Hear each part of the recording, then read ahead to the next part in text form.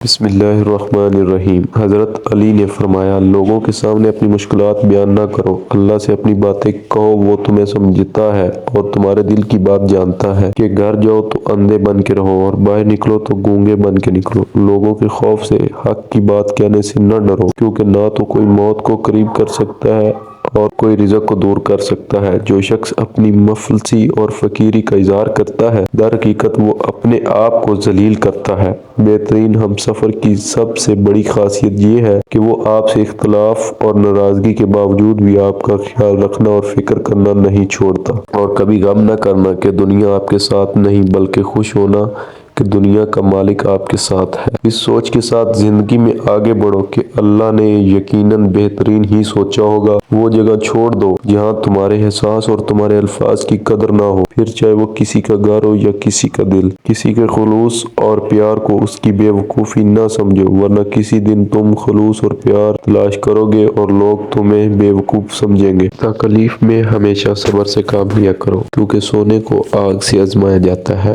اور مومن کو تکلیف سے۔ بہترین رشتہ وہ ہے جو آپ کے عیب جان کر بھی آپ سے تعلق ختم نہ کرے، اور بے شک یہ رشتہ اللہ کے علاوہ کسی سے نہیں۔ حضرت علی نے فرمایا، گھر میں داخل ہوتے وقت سورۃ اخلاص پڑھ لو، کیونکہ اس سے غریبی دور ہوتی ہے اور گھر میں اللہ تعالیٰ کی رحمت برستی ہے۔ جتنا زیادہ اللہ کا شکر ادا کرو گے، اللہ تمہیں اتنا زیادہ عطا کرے گا۔ خوبصورت چہرہ بھی بوڑھا ہو جاتا ہے، پرکشش جسم بھی ایک دن ڈل جاتا ہے، لیکن ایک اچھا انسان ہمیشہ اچھا ہی رہتا ہے۔